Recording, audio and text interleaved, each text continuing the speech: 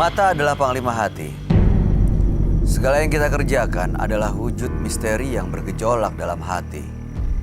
Baik, buruk, kejam, pilu, sampai kisah ironis. Semua akan kita kuak di sini, menembus mata batin.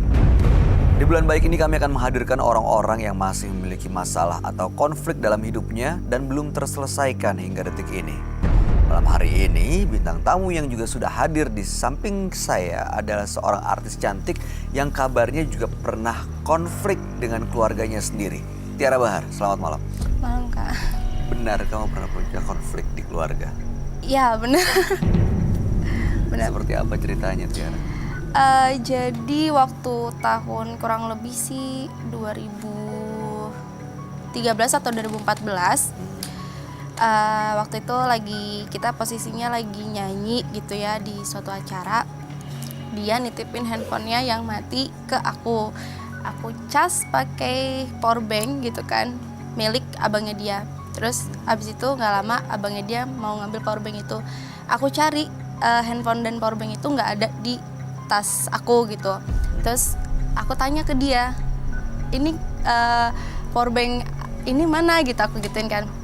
Terus dia ngasih powerbanknya ke aku, terus aku kasih ke abangnya dia. Dari situ udah tuh kayak udah nggak ada apa-apa. Pas malamnya selesai acara dia baru tanya ke aku handphonenya dia. Terus aku bilang, hah, bukannya udah sama kamu? Aku gituin kan. Terus kata dia, nggak sama aku. Terus akhirnya di situ Jadi kamu dituduh ribut. nyuri handphonenya dia gitu? Ya nggak tahu, entah Oke, dituduh terus? nyuri handphone atau dituduh ngilangin Menghilangkan karena keteledoran handphonenya. aku. Oh. Aku nggak tahu.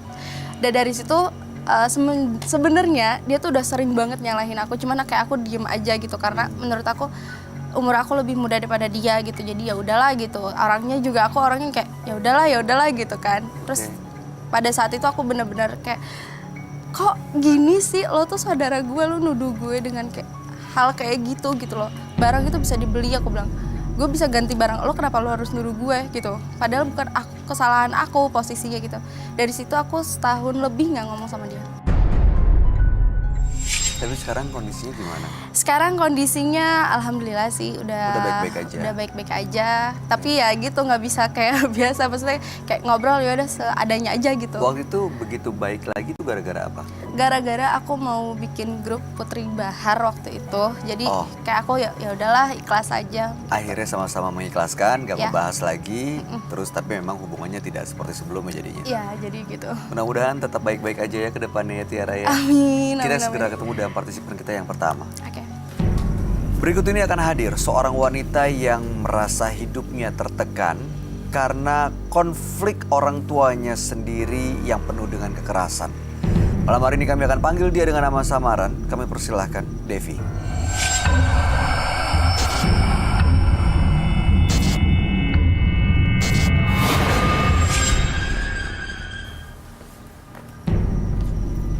Silakan. Silakan Tiara. Halo. Selamat malam, Devi. malam. Devi, informasi yang saya dapatkan, kamu hidupnya tertekan karena konflik orang tua. Betul begitu? Benar. Boleh tahu nggak ceritanya seperti apa? Jadi saya ini terlahir dari keluarga yang benar-benar susah banget ya dulu itu. Mama sama papa itu benar-benar suka yang berantem terus. Di rumah itu nggak pernah akur. Dari saya kecil sampai saya umur 4-5 tahun itu udah memang merasakan, aduh pengennya tuh mereka tuh cerai aja gitu. Dari umur berapa? Dari kecil.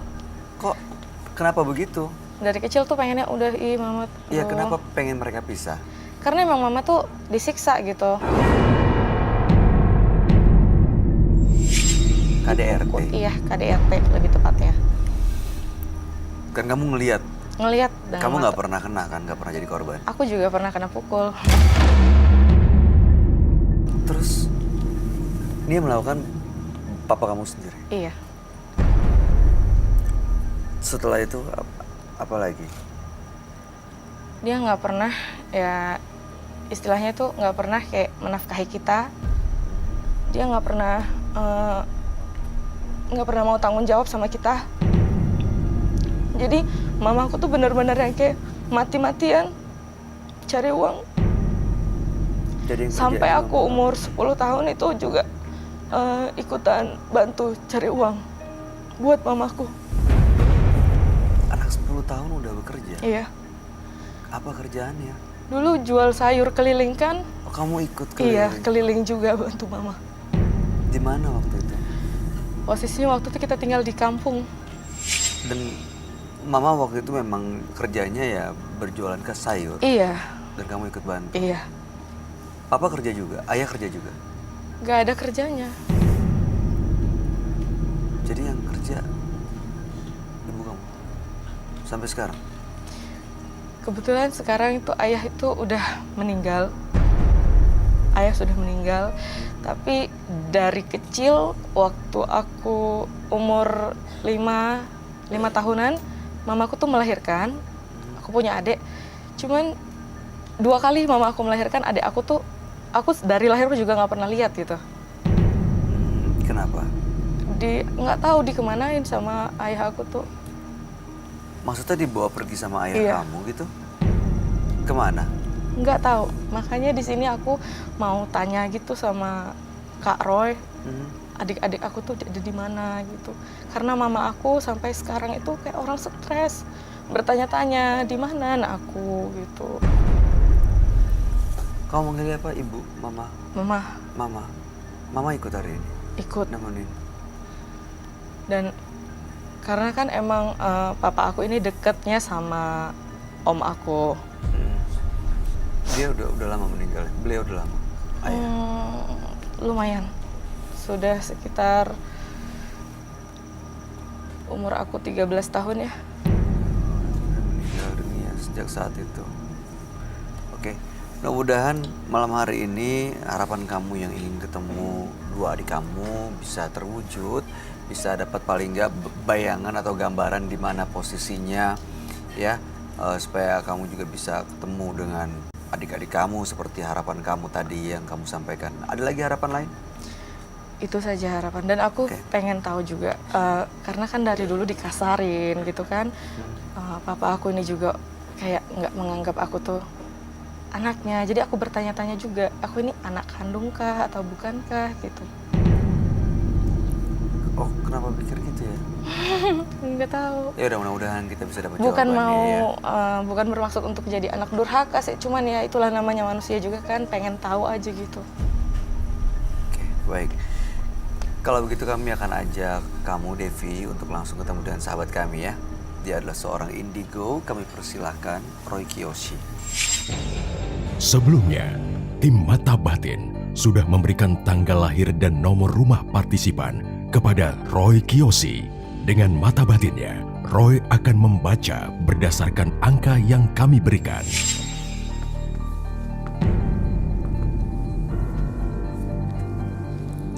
Devi, dengan tanggal lahir 21 Desember 1994 dan mendiami nomor rumah 31. Seorang wanita yang tangguh dan pekerja keras. Entah kenapa, saya merasakan ia seperti menderita. Hal ini berkaitan dengan sosok yang ia sayangi. Kesedihan yang terus dirasakan olehnya dikarenakan ia merasa tidak tenang dengan keadaan sekitar. Saya merasakan ia sangat sedih sekali dan juga adanya sesuatu yang ia ingin sampaikan saat ini. Saya akan memecahkan teka-teki misteri pada malam hari ini.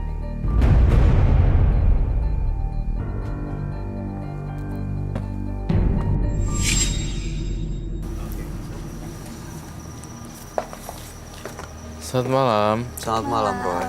Silakan duduk. Terima kasih.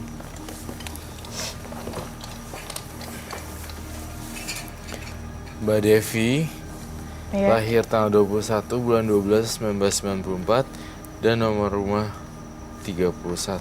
Iya. Devi datang ke Menembus Mata Batin ingin tahu keberadaan dua adiknya. Karena memang dari kecil dia itu sudah trauma dengan konflik orang tuanya. Papanya sering melakukan KDRT kepada ibunya.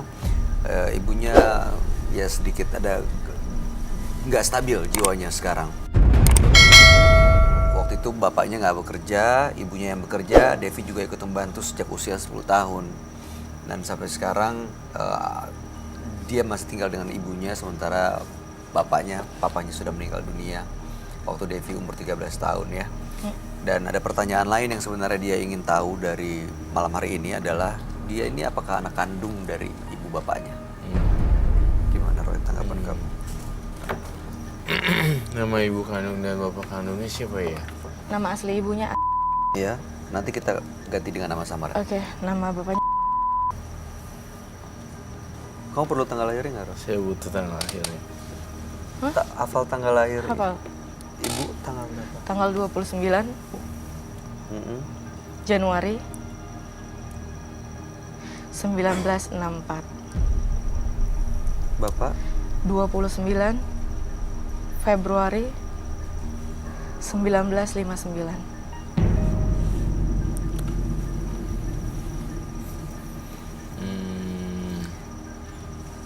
Oke. Saya merasakan mereka masih hidup.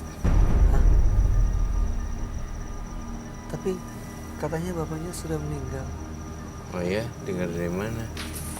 Benar-benar sudah meninggal. Oh iya? Meninggal. Melihat langsung. Melihat langsung. Sebentar. Dikubumikan juga. Jangan-jangan yang kamu lihat masih hidup itu bukan bapak, atau mungkin yang kamu lihat itu adalah ayah kandungnya Devi. Yang saya lihat ayah kandungnya Devi sebenarnya.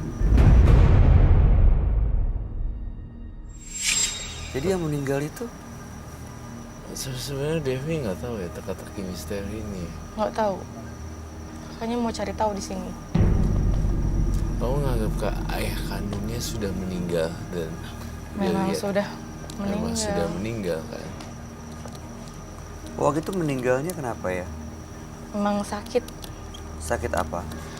Nggak jelas sih sakitnya karena emang suka mabuk-mabukan juga. Oh, suka mabuk-mabukan. Oke.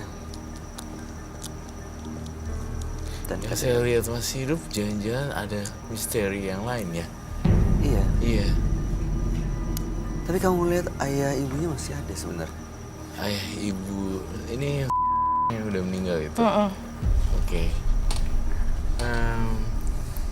Papa mamanya iya. Devi masih ada.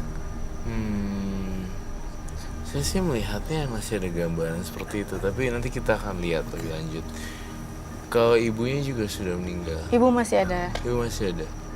Bisa, saya butuh saksi kunci untuk kasus ini. Iya, dia datang ke sini sama ibunya, Iya. sama mamanya, sama siapa lagi? Sama paman om saya. Sama om yang kamu bilang papa kamu deket itu. Mm-mm. Mama saya tuh sekarang ya begitu jadi kayak murung, banyak diam.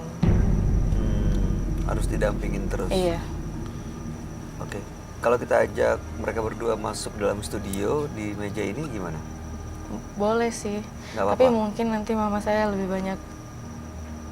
Dia nggak bisa yang ngobrol atau apa gitu. Iya, nggak apa-apa, Roy. Nggak apa-apa. Kalau kita undang mereka Nggak datang. apa-apa, sangat nggak apa-apa sekali. Oke. Kalau begitu, Mas Don bisa tolong dicariin di lobi orang tuanya partisipan kita. Makasih Mas Don. Kamu tanggapannya gimana, Tiara? Dari umur 10 tahun sudah bekerja. Kamu sendiri bekerja dari umur berapa? Aku sih masuk dunia entertain dari umur 9 tahun. Cuman kayak sempat stop karena ya itu sekolah gitu-gitu. Terus baru mulai lagi sekitar umur 14 tahunan. 14 tahunan ya. Tapi kamu waktu 10 tahun itu tetap sekolah kan? Tetap sekolah tetap. Tapi bekerja setelah pulang sekolah gitu. Iya. Jadi pas aku kosong aku memang nggak tega juga lihat ibu aku, jadi aku bantuin. Sekarang kamu kerja Mas? Iya. Di bidang apa? Usaha aja sih. Jadi bidang makanan. Usaha bidang makanan. Ini ibunya. Iya ini ibu. Ini ibu Ini kamu. mama saya. Mamanya. Ini omnya. Ini om saya.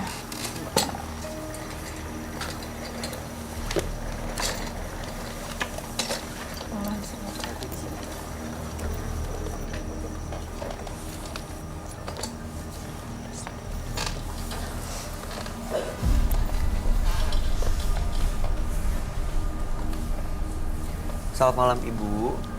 Kita ganti dengan nama samaran ya Bu ya. Kita ganti dengan Ibu Nia ya. Ibu Nia. Iya, boleh. Ibu Nia boleh ya. Bapak namanya siapa? Kita ganti dengan nama samaran ya Pak ya. Adi. Mas Adi selalu mendampingi Ibu Nia. Iya. Selalu nemenin. Dan Mas Adi ini adiknya Ibu Nia Bukan. atau? Ini adik papa saya. Oh, adik papa. Ini yang deket dengan papa saya. Oh. Kayaknya saya juga mau banyak tanya sama dia di sini. Selama ini belum pernah nanya ini kamu? Ya nanya, tapi kan jawabannya kadang-kadang nggak bisa dipercaya. Ibu jangan bilang saya nggak bisa percaya, Bu. Kan gitu. Sebentar, sabar ya. Nih, Pak. Kamu ngeliat tuh gimana? Roy, Ibu Nia dan Bapak Adi. Ada Mbak Devi. Dari 3 orang ya. Saya banding satu persatu ya. Dari 3 orang yang punya jiwa agak positif itu si Mbak Devi. Devi kan? Devinya ya. Devi ini saya tulis orang yang sangat jujur sekali, positif, tidak punya percaya diri. Tiba-tiba saya juga tulis Rangkas Belitung. Saya tidak tahu kenapa saya menulis Rangkas Belitung. Ini masih menjadi misteri. Sekarang giliran udah di meja kejujuran, Devi tanya aja ini omnya sekalian langsung di depan mata kamu jawabannya. Kalau menyakitkan, hajar terus. Gunakan waktu kamu baik-baik, Devi. Ini kesempatan yang bagus banget dan momen yang pas untuk nanyain. Saya cuma mau tanya, Om. Om kan deket banget tuh sama si Papa. Nah, tuh adik-adik saya yang 2 orang ada di mana? Tanya sama ibumu. Loh, Ibumu tuh yang kasar sama abang saya. Ngerti nggak? Anak Sama. kecil nangis nggak disusuin. Saya sebagai sama omnya, Papa saya tahu itu. kasar. Jadi kita baru Iya. ngomong bentar. Jadi agak susah memang komunikasinya. Jujur sih agak, Tanya mohon dikit maaf kan, ya, saya to the point. temperamennya seperti ini. Saya nggak respect sama Om Adi. Adi. Tidak bisa mengatur kapan dia harus ngomong, kapan dia harus mendengarkan. Attitude is everything menurut saya. Saya tadi lihat pertanyaannya Devi sebenarnya baik-baik aja. Nggak Iya. harus dijawab dengan Kenapa emosi dengan sih. nada tinggi ya? Pertanyaannya Mbak Devi ini standar, normal, dan bersifat normatif gitu nadanya. Tapi kenapa tiba-tiba dia yang jadi sewot Mas Adinya? Kenapa Mas Adi ada menyimpan rahasia atau beban mungkin? Saya Sampai yakin, seperti itu. saya yakin iya, Bay. Iya, kamu ngelihatnya seperti itu ya. Roy? Firasat saya mengatakan Mas Adi ini mempunyai rahasia yang sangat kuat sekali yang mungkin kalau dibocorin bakalan kaget. Mas Adi tapi dari dulu memang dari sejak Devi kecil sudah dekat dengan keluarga kakaknya, Iya, dengan Ibu lumayan. Nia juga ya. Ya saya dekat sama saudara Devi. Cuman ya mamanya Devi ini yang sama abang saya itu enggak. Selalu ini begini begitu begini begitu. Jadi abang saya tuh kesel sama mamanya Devi ini. Saya mau nanya, siapa ya? Itu ayah saya. Papa saya. Oke, itu nama ayah kamu ya? Iya. Dia sekarang hadir loh di tengah kita. Saya nggak tahu kamu percaya apa enggak, tapi dia ada di dalam diri kamu sendiri, di dalam hatinya. Saya muncul ada satu perasaan. Kasus ini kayak harus diberesin kelar-kelar. Kalau nggak dia tidak bisa going anywhere. Iya, saya pengennya kayak gitu. He's stuck in this one place and cannot move on. Ya, He's around you. Dia berada di sekitarnya. Berarti sampai saat ini sebenarnya ayahnya energinya masih di dekat Devi. Iya. Karena mungkin ada urusan yang belum selesai. Ada unfinished business dan harus diselesaikan teka-teki misterinya. Oke, Ibu Nia, selamat malam. Ibu Nia betul punya 3 anak sebenarnya. Anak yang pertama adalah Devi. Yang kedua, lahir. Nggak tahu. yang ketiga juga. Sekarang mereka ada di mana, Bu? Dibawa kemana? Siapa yang ngambil? Dan ada di mana sekarang? Nggak tahu saya. Apa saya nggak tahu. Menurut Devi katanya sejak mereka lahir dibawa oleh ayahnya. Betul begitu, Bu? Benar. Benar. Dan Ibu juga sering menjadi korban KDRT. Iya. Selama ini Ibu bertahan. Dan Ibu berdagang sayur. Iya. Devi juga diajak ikut bantu jualan sejak 10 tahun.